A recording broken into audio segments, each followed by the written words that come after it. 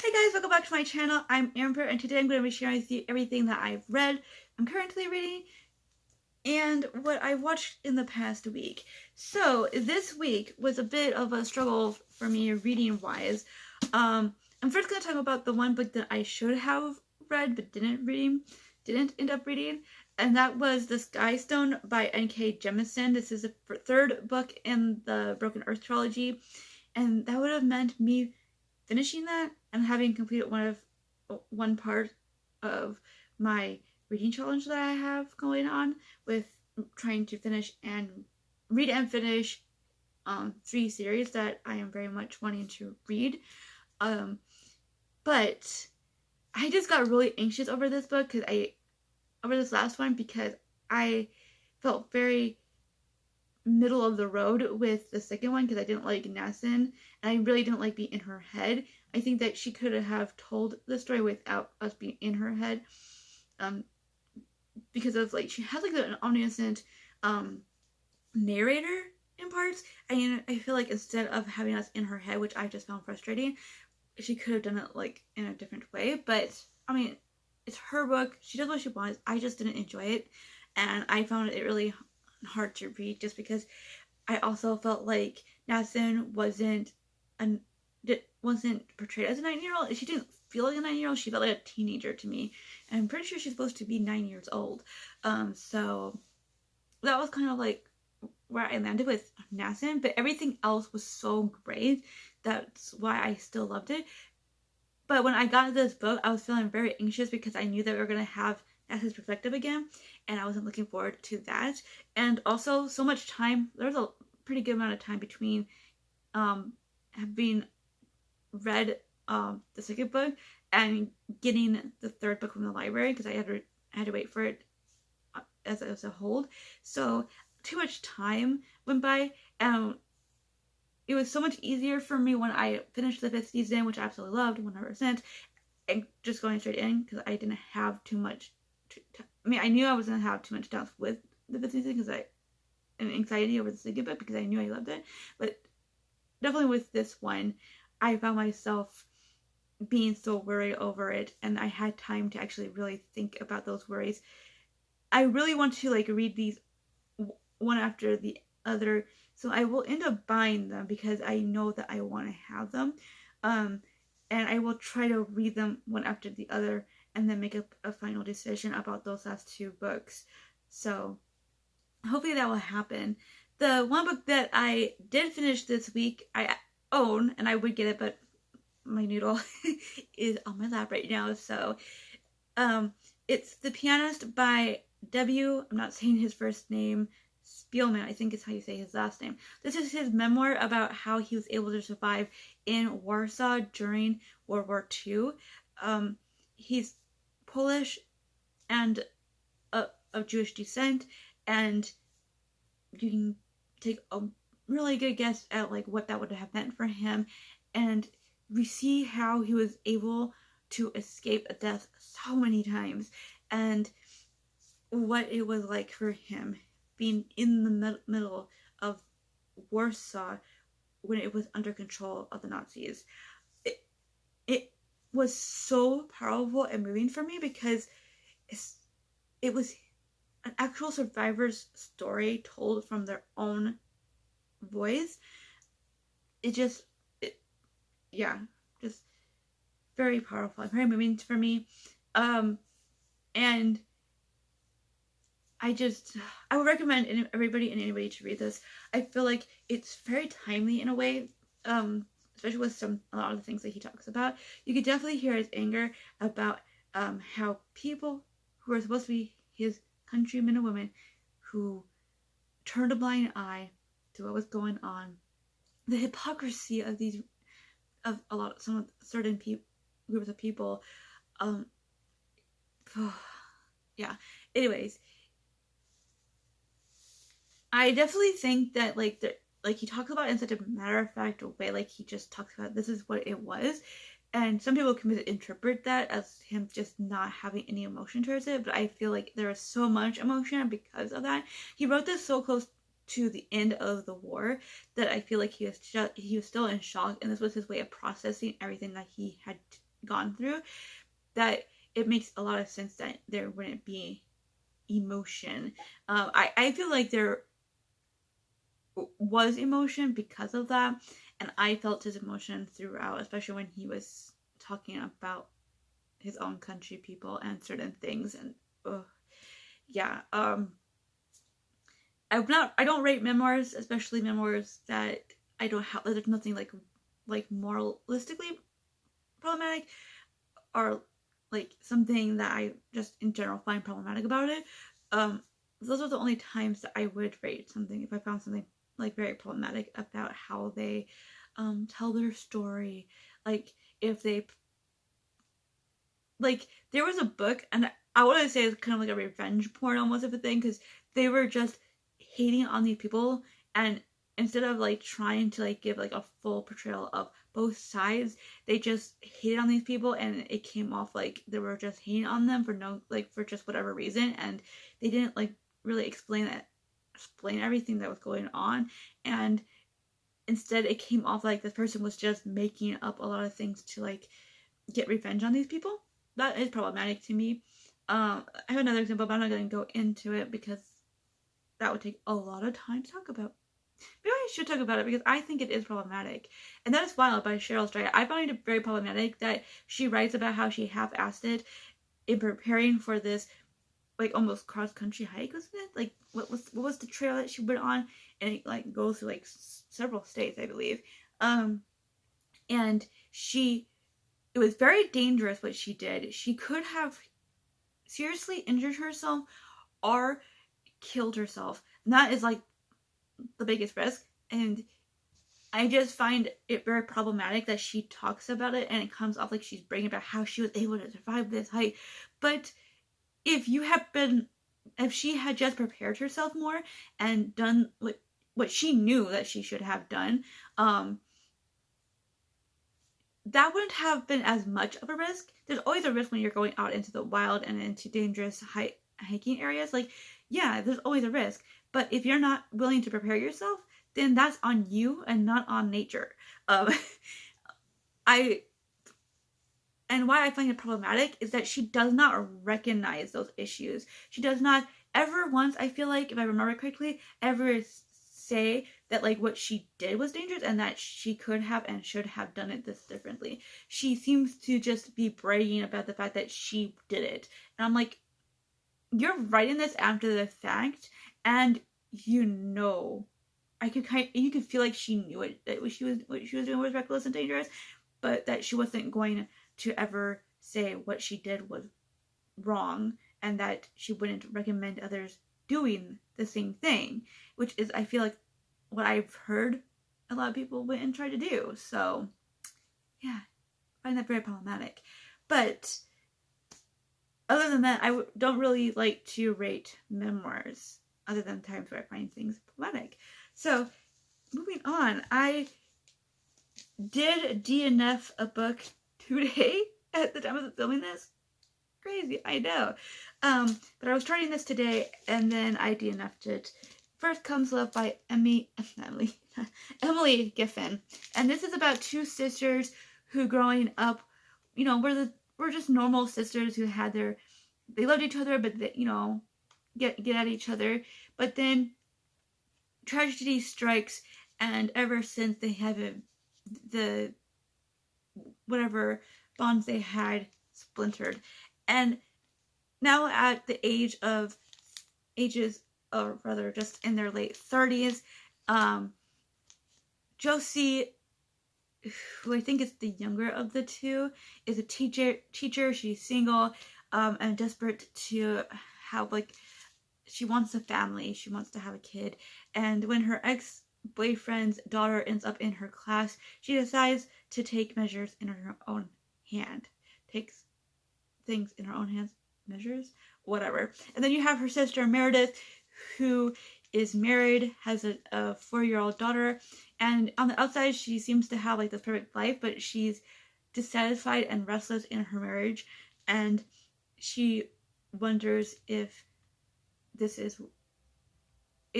her marriage is right, or whatever, all that.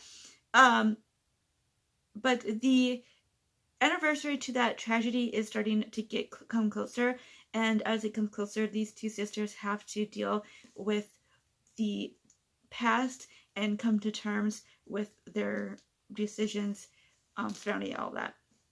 So it seems like it would be a really good book, and I was really fascinated by like that whole synopsis. But I got 60 pages in, and all I could find was these two sisters always at each other's throats over small petty things, and I just found them both very dislikable. I couldn't sympathize with either one of them because a lot of the things that they're complaining about is things that they could deal with, but they're not willing to really deal with it yet. Like, I know that Josie's gonna end up, but I just find her very dislikable.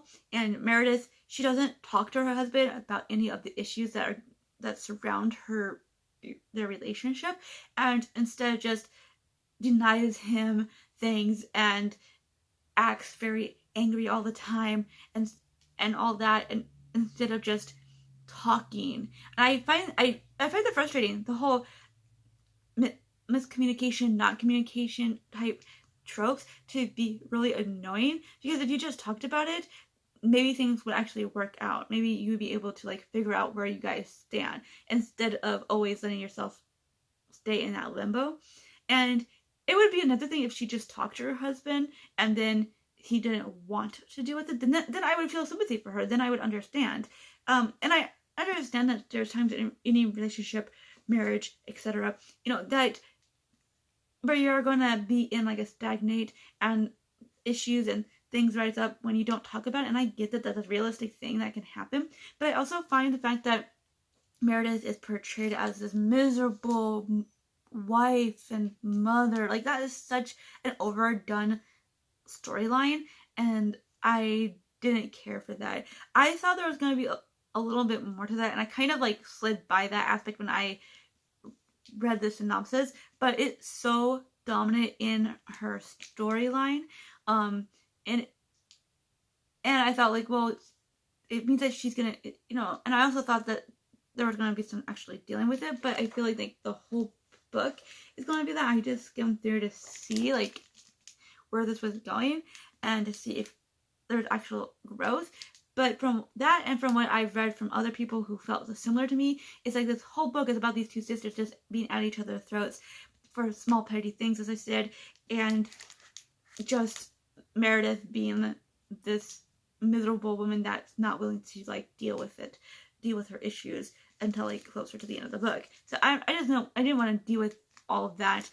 It was annoying and frustrating to read, and I feel like I guess I wouldn't mind too much if I didn't like one or the other of the characters, if I could feel like what they were dealing with, what they were doing was something that I could connect with. I couldn't really connect with either one of them because I felt that Josie was a 30-some year woman who was acting like a freaking high schooler. And then Meredith, she's just this bitter woman. It almost comes like she's like bitter and unwilling to actually do something about it. So I just didn't want to sound like a whole book of that. So sadly, I DNF'd it. Again, like I said, this week has been a miserable first week of February for me when it came to reading. So that is all I have to talk about books-wise. I am currently reading 2 books. I am listening to Beneath the Sugared Sky by Shauna McGuire. This is the 3rd book in the Wayward Children series. I'm finally getting back into this. I am very excited to be listening to it. I'm like listening to like 4 to 5 chapters a day. I listened to my 4 chapters today, and 4 chapters. They're very short chapters because we barely have gotten to like the crux of like what the story is going to be about. But I guess that makes sense. It is a novella, so I have to remember that.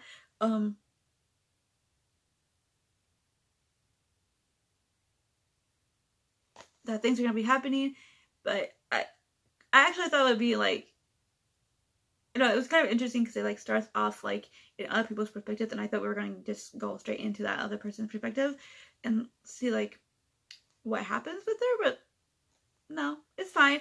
I'm figuring there is a reason for it. I'm still really enjoying the writing style and everything, so there's that. Then I'm also listening/reading Harry Potter and the Order of the Phoenix.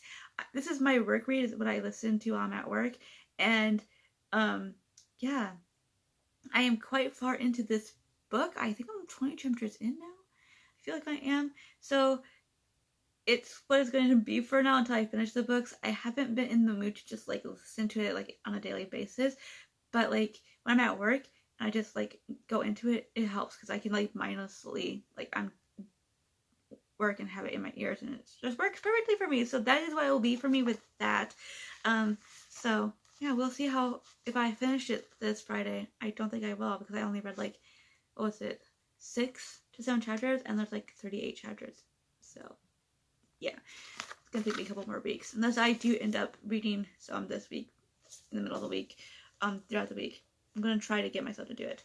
So we're gonna move on to what I watched. I'm gonna be adding TV shows. I only watch like one TV show at a time for the most part. So I bought this composition book. I like the color, and I saw somebody showing how they keep track of like what they read, and they, not like in this, just like in a notebook, they did it, and I liked how they did it, because it's just like very straightforward and simple. But I like to like do a little bit more special things when it comes to books. But for movies and TV shows, I thought I would do something like that. So I thought I'd show you what I'm doing. So my title page for the year is here. I tried to make it look like a film reel. I was trying to keep track of it in a like a non-lined like sketchbook type thing, but I didn't like the how it was just like, it's not like this, it's in a like a binder type style notebook, so I didn't like that. But I like this better. So that's my title. Then starting tonight, I'll probably be starting this out. I have this page. I don't know if you can see that very well. Okay, Marvel Movies Challenge. I'm calling it a challenge because of a certain movie trilogy that's in the middle of this that I don't like. So I am going to be watching them in the order of like the timeline, like from Captain America all the way to the most recent movie, Spider-Man Far From Home. Not in order of release, but in order of timeline. It will be very interesting to kind of like see how things are shown. Like I kind of did this before Endgame came out in theaters, but I wanted to do it again because I never finished Captain America's trilogy.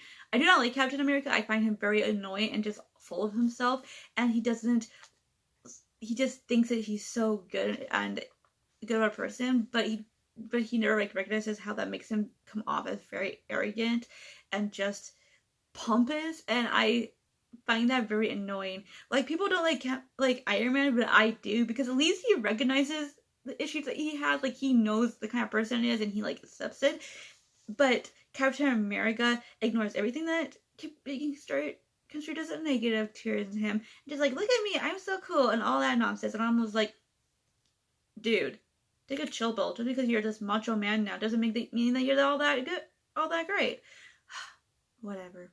My favorite used to be Iron Man, but now that I'm thinking about it, I actually like Black Panther, because he is the least problematic of all of these people. I feel like him and Captain Marvel.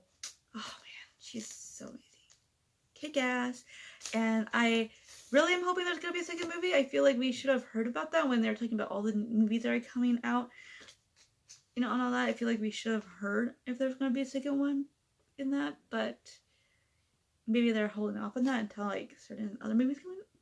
Like, I'm hoping. I want another one of her because she is the best out of all of them, I feel like. So yeah, looking forward to getting into this today, I'm hoping. And then we have how I will be tracking. So on one side we have all the movies. And then on the other side, not the movies, sorry, TV show. This side is TV shows, this side is movies. So, TV shows we'll talk about first, and that is Criminal Minds. I'm rewatching Criminal Minds.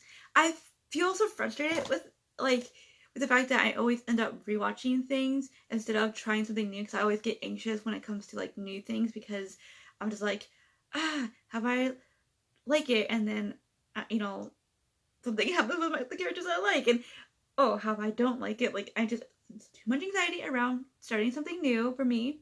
My brain gets stuck in a rut with that.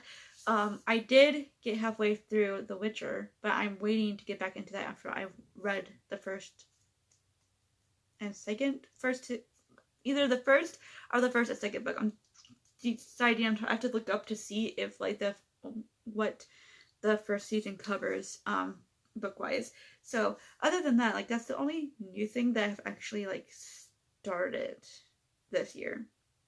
So, and Criminal Minds is like the only other TV show that I'm watching. So I finished the first season. I tend to skip, like, I watched like the first 10 episodes of the first season, and then I skipped to the second season when Prentice shows up, because I do not like Gideon. I think I'm glad that Gideon didn't last very long, because I did not like him at all. And I feel like that's a lot of the actor coming through, like, his personality came through a lot, and I don't like that.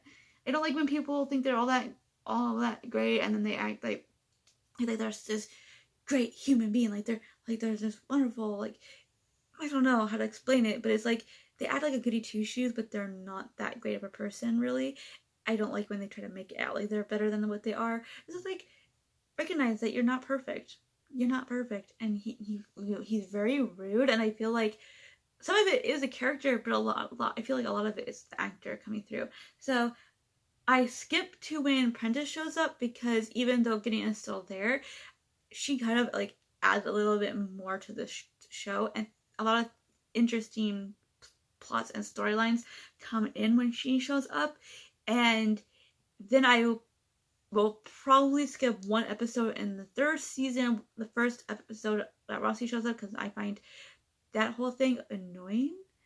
I get like why, but it's annoying. So I'm not in the mood to deal with annoying aspects of things right now. So I'm cutting it out, and I've watched this show like several times already, so I'm not missing anything. I know what happens.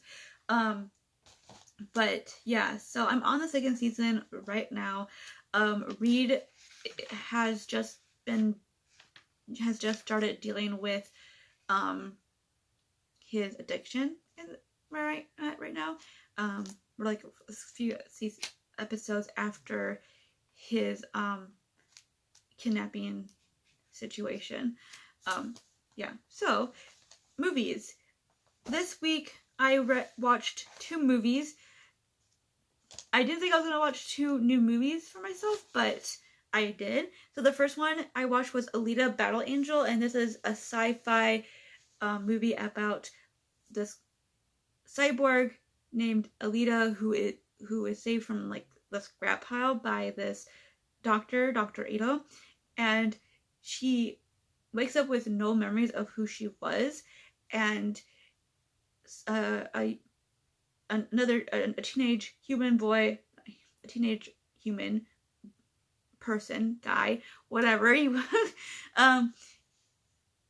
who is kind of like a scrap, like he like scraps parts of cyborgs and stuff, materials. She meets him, and he like tries to help her to like remember who she was, and at the same time supposedly people are coming after her. A lot of that is because of her own actions, but whatever. I did not like this movie. I found it problematic how all the other cyborgs that are there, their faces look very real and not cartoonish, but hers is cartoonish in how perfect they make her face and features. And I'm just like, what? It comes off very sexist to me, because it's like, what, she can't have like the average human woman's face, teenager face, in order to be the strong kick-ass cyborg woman? Like, no, like, but I take very a lot of issues with that. And also, this comes off very YA to me. No offense to anybody who likes YA. I think that if you are a real lover of YA, maybe you'll like this. But it's just, it comes off very YA in the sense of like how the romance and like other things that take over the story over like what it should have been, which is her realizing that what her past was like trying to like go after these people who this one person that has like these powers that are like keeping the people down there like under his thumb, and that they were trying to like free the people, and that got lost in all the other petty small type stories. And I feel like they were planning to make another movie and like have that movie be like the main plot line with the way it ended. But seriously, you could have just done that in this movie, and it would have been better, and people probably would have liked it a lot better. I guess 2 stars. I think I give it more than 1 because it did like hold my attention for some aspects, but no, I would not recommend this movie for anybody. The last movie that I watched was so much better, and that was Venom. I love it. This is a Marvel movie, which probably makes sense as to why I liked it.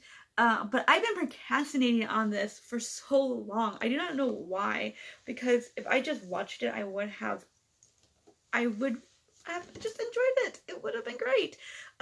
So this is about Eddie, who is a journalist. He ends up getting fired when he oversteps, like he going after the scientist that he believes is, I think, like misusing money and doing like dangerous experiments and stuff like that. And so he was doing an interview and he brings it up, which he wasn't supposed to, and he gets fired. And then he the person that he was engaged to breaks up with him also because he used her information, as she's a lawyer, and she had like they were, I think they were probably investigating him, and he kind of like ruins it, and they find out, and she gets fired, so she ends up breaking up with him over it. And so we speed up to 6 months. An alien species has been captured by the scientist, and he's experimenting with the idea of, what do they call it? Like basically, like I think it's kind of like almost DNA way, but not really. It's trying to get both of them to like combine, because the alien can like go into like your body, and to like 2 identities becoming part of each other and like working with each other. He's trying to do that, but by doing that, he is doing some crazy shit. Like he's crazy, and one of the doctors that is working with him goes to Eddie to tell him, and he gets involved, and he ends up with one of the aliens being a part of him, and craziness ensues, and it is so much fun. It's really funny, and it's predictable, but the fact that they were able to just handle that story so well with great acting from all the actors and just a funny comedic aspect to it was just a lot of fun to watch. I really want to rewatch it already. I'm thinking of rewatching it, so that might be something that I do. But yeah, that one gets 5 stars for me. But that is everything that I've watched, read, and am reading. This month is going to be kind of up in the air with books that I be picking up, because I am, as I think I mentioned, I am changing up how I'm doing my TBR, which I will talk more about when I do my TBR video for the month of March. I'm still deciding when I'm going to put that up, when I'm going to do it, because if I do it a little bit early, then you can see the process as I go. But if I decide that that's not going to work for me, then you won't see the process, but I will be able to like show you like how it's going to work for me. I will tell you rather. But I'm very excited for the month of March because of starting that. So I'm hoping that will kind of help to like motivate me a little bit more with reading, and that will be helpful in that way. But otherwise, that is all I have to talk about. Tell me if you've read The Pianist. what you thought of this one. If you read First Comes Love, anything that I talked about watching, I would love to hear your thoughts on those movies, books, all that. Thank you all so much for watching, and I'll see you in the next one.